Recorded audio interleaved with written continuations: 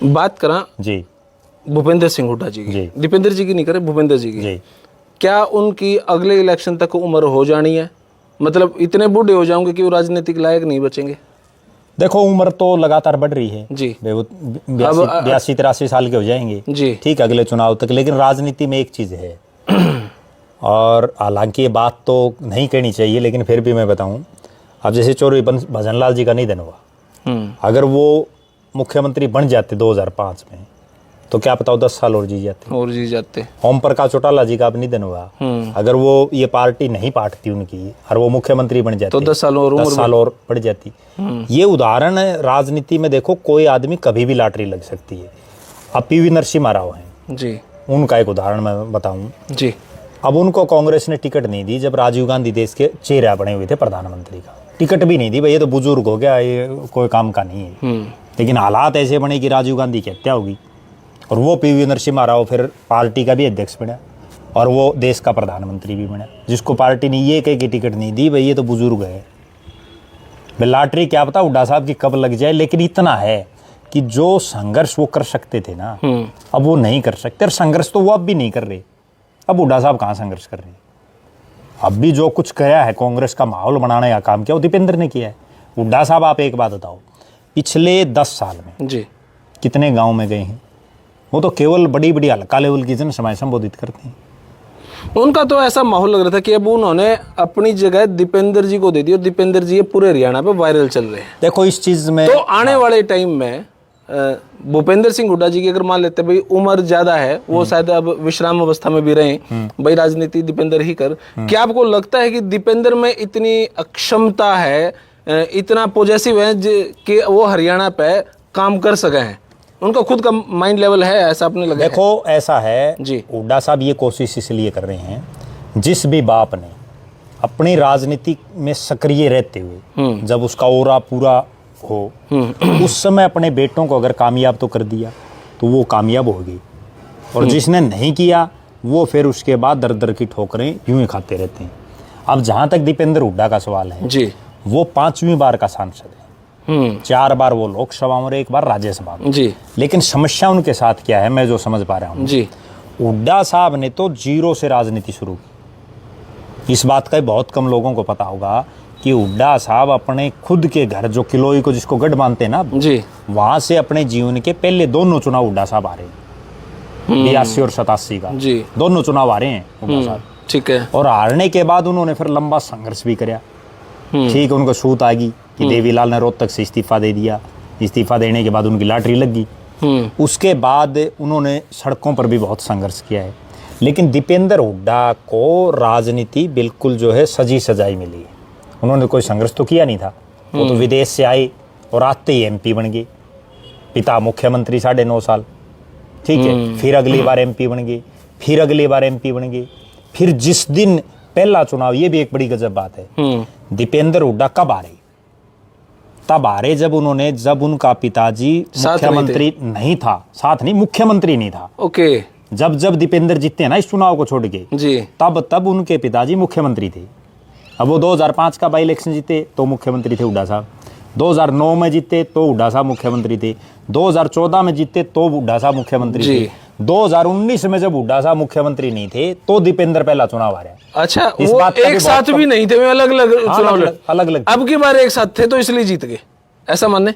नहीं, अब की बार भी एक साथ नहीं थे, चुनाव तो अलग अलग ही थे। लोकसभा विधानसभा का नहीं, लोकसभा के चुनाव है 2019 में। हाँ, हुड्डा साहब तो, भूपेंद्र जी तो लड़ रहे थे सोनीपत से, दीपेंद्र जी लड़ रहे थे रोहतक से। नहीं, वो बात आपकी ठीक है भाई, एक परिवार से 2 लड़ रहे थे जी, वो बात आपकी ठीक है, वो पावर बट गई। हाँ, अगर वो 2 में से एक खड़ा होता जी, तो उस समय भी, क्योंकि मार्जिन तो बहुत ही कम था, बहुत कम था, ठीक है, तो उस समय भी जीत जाते।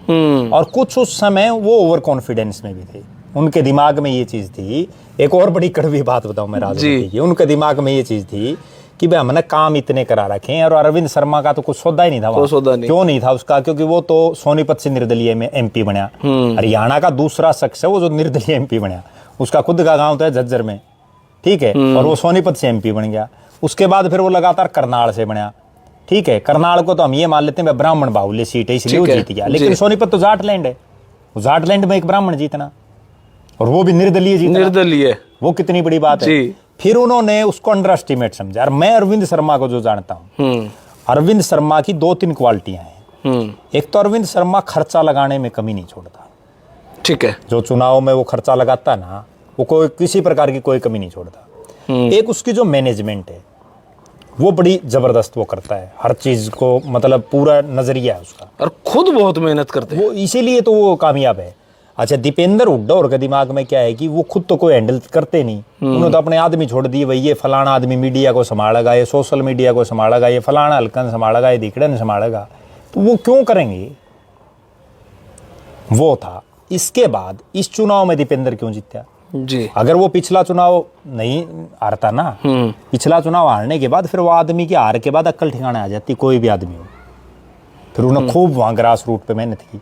अब देखो आप एक चीज जी, पिछले 3.5 महीने में जी 8 अक्टूबर को परिणाम आने के बाद दीपेंद्र हुड्डा का आप टूर प्रोग्राम उठा के देखो, जो उनका सार्वजनिक टूर प्रोग्राम आता है जी, उस टूर प्रोग्राम में पहली बार उनकी जिंदगी में 3.5 महीने का और कोई कार्यकाल उनका देख लो और ये देख लो, सबसे ज्यादा वो रोहतक लोकसभा में रहे हैं।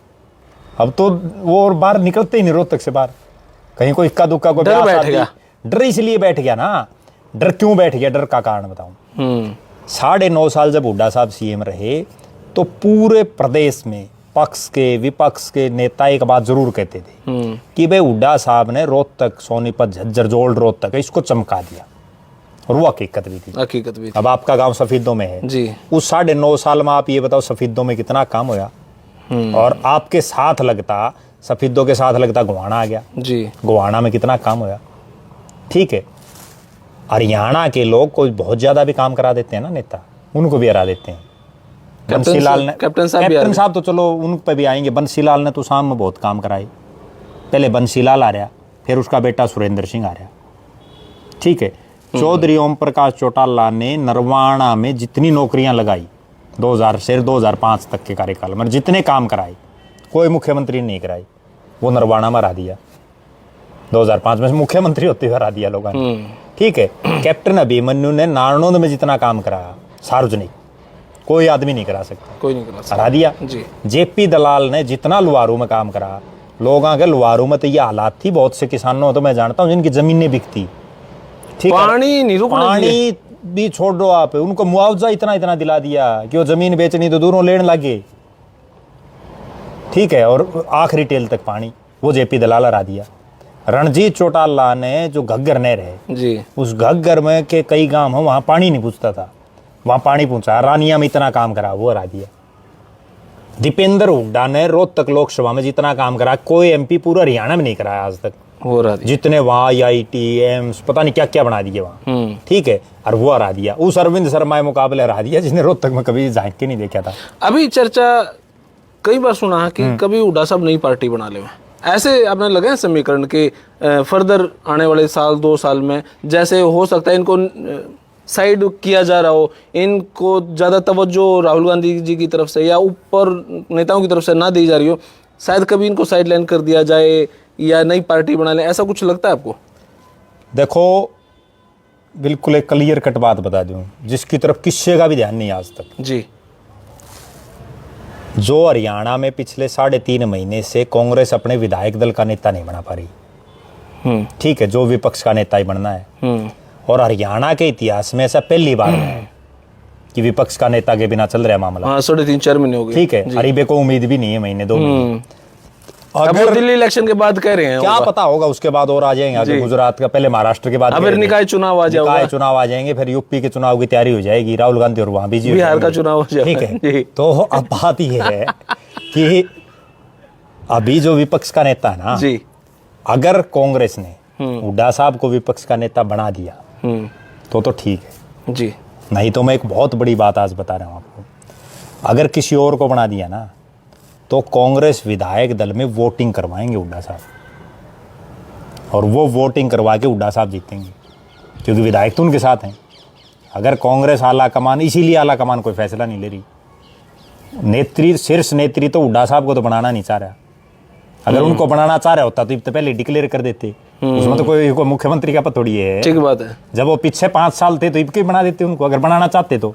वो किसी और को बनाना चाह रहे हैं, और अगर किसी और को बना दिया तो हुड्डा साहब वोटिंग कराएंगे और वोटिंग में हुड्डा साहब जीतेंगे, फिर रोड़ा होगा। नहीं, रोड़ा की जरूरत ही नहीं, फिर अपना आप पे सिस्टम बन जाएगा। अच्छा, नई पार्टी का जहाँ तक सवाल है, पार्टी अभी हुड्डा साहब नहीं बनाएंगे अभी जो हालात है, क्योंकि इस हालात में अगर वो पार्टी बनाएंगे ना तो हरियाणा का उनको वोट किसने दिए? वोट दिए जाट और जो किसान वर्ग है ना उसने ज़्यादातर। आज जाट और किसान वर्ग अपने आप को एक तरह से ठगया हुआ महसूस कर रहा है कि भाई हमने इतना जोर लगा, इतनी किलकी मारी, इतना खूब किया हमने, और ये हुड्डा फिर भी सरकार नहीं ले पा, कह रहे ना लोग सारे, भाई हुड्डा सरकार बनाएगा, ये गीत चल रहे थे। हाँ। और वो हो गया उल्टा, नहीं बना पाया। तो आज के हालात में नहीं बनाएगा वो। अगर कोई पार्टी बनाने की कोई बात आएगी तो अभी 3 साल के बाद, क्योंकि ये बना दिया आज कितने एक विधायक पार्टी की, बताता हूँ आपको बात। कहीं ना कहीं शीर्ष नेतृत्व भी तो ये सोचा भी हम हार तो लिए हरियाणा में, अब या तो हुड्डा से आर पार की लड़ाई कर लो। शीर्ष नेतृत्व भी तो ये सोच रहा है। शीर्ष नेतृत्व में हिम्मत नहीं है ना, हिम्मत की बात होती है, वो हिम्मत की बात बताऊँ आपने, हिम्मत क्यों नहीं है इसको भी दर्शक जब मैं समझाऊंगा तो समझ जाएंगे। 2005 में 67 सीटें कांग्रेस जीती, चौधरी भजनलाल प्रदेश के अध्यक्ष थे और ज्यादातर विधायक भजनलाल जी के खेमे के थे। उस समय क्यों हुड्डा साहब को बना दिया उन्होंने? सिर्फ इसलिए बना दिया कि उस समय केंद्र में कांग्रेस की सरकार थी, कांग्रेस सेंटर में मजबूत थी और उसका क्षेत्रीय जो थे सुरमा, उनसे कोई ज्यादा भय नहीं था। आज हालात उसके उल्टे। आज तो कांग्रेस का ऊपर को सौदा ही नहीं है। पिछली इस बार तो ठीक है, विपक्ष का नेता उनका बन गया और वो भी 99 100 से भी नीचे हैं। पिछली 2 योजनाओं में तो उनका विपक्ष का नेता भी नहीं बन पाया। दूसरी तरफ बीजेपी आज क्यों एकदम से उभार पे, क्यों नहीं बीजेपी में कोई चूं कर रहा? अभी तीसरा ही सवाल है मेरा। हाँ, बीजेपी जो तीसरी बार आई है, इसके पीछे के समीकरण क्या है? क्या हुड्डा साहब कहीं भाजपा से मिले हुए थे या हुड्डा साहब और कॉन्फिडेंस थे? क्या लगा? देखो, मैं ये मान रहा हूँ एक तो हुड्डा साहब और कॉन्फिडेंस थे, इसमें कोई दो राय नहीं। हुड्डा साहब ने टिकट वितरण भी गलत किया, कई जगह ऐसे ऐसे लोगों को टिकटें दी जिनका कहीं को जीत का निशान ही नहीं था। ऐसा भी लगा कि हुड्डा साहब की कहीं मिली भगत भी थी भाजपा से, ऐसा लगा आपने? देखो, मिली भगत तो नहीं कह सकते, जिस तरीके से राजनीति में मिली भगत की भी बात बताऊं। देखो जी, राजनीति में संभव तो है कुछ भी। एक नेता थे, उन्होंने एक पार्टी का चुनाव चिन्ह था चश्मा, इंडियन नेशनल लोकदल का था जी, और एक कांग्रेस के बहुत बड़े नेता थे, बहुत बड़े जी, और उन्होंने एक जनसभा में कांग्रेस के प्रत्याशी के समर्थन में वो जनसभा कर रही। लोकसभा का चुनाव था और कांग्रेस, हिसार जिले की बात है, लोकसभा भिवानी थी। हिसार जिले का एक बड़ा पार्ट जिसमें आदमपुर, आसी और अभी जो नलवा हल्का में जी, ये उस समय भिवानी में था। तो उन्होंने यूं अपना चश्मा हिलाया, भाई इसका ध्यान रखना। कांग्रेस का प्रत्याशी के समर्थन में जनसभा कर रहे और वो ये बोल रहे भाई इस चश्मे का ध्यान रखना। समझ गए? तो कहीं ना कहीं उनका इशारा, और फिर क्या होया, वो चौटाला वाला जीत गया कैंडिडेट। ये स्थिति तो एक बार यहाँ भी हुई थी, नारनौंद में भी हुई थी। खट्टर साहब ने ऐसा किया? नहीं, खट्टर साहब ने तो अभी की बात है, वो तो ऐसा नहीं किया। खट्टर साहब ने ये बोला बार बार कि भाई ये खजाना मंत्री है कैप्टन अभिमन्यु, और जो है मालिक ये है भाई, मैं तो सिर्फ यू काट के दे है। इसके हाथ में चाबी है कहीं ना, हाँ चाबी है। वो कहीं ना कहीं ये दर्शा रहा था कि भाई ये होली सोली है, ये चाबी की बार बार वो जिक्र कर रहा था। वो चाबी वाला जीत गया राम कुमार गौतम। वो रड़क कई बार निकालते हैं। उससे पहले भी एक वाक्य हुआ था नारनौंद में 2000 के चुनाव में भी चौधरी ओम प्रकाश चौटाला थे, उन्होंने इंडियन नेशनल लोकदल के जो प्रत्याशी थे उसकी बजाय वहां भी कोई और इशारा किया था उस समय, और फिर वहां एक निर्दलीय एमएलए बना था पंडित राम भगत शर्मा, मसूदपुर गांव से, वो निर्दलीय जीता था। तब उन्होंने भी कही थी एक बार। अच्छा, जो भाजपा, ये राजनीति में देखो चलता रहता, लेकिन हुड्डा साहब का इतना है कि कोई ऐसा बयान तो आया नहीं सार्वजनिक रूप से, कहीं उन्होंने ये कहा हो भाई कमल का ध्यान रखो या कुछ और रखो।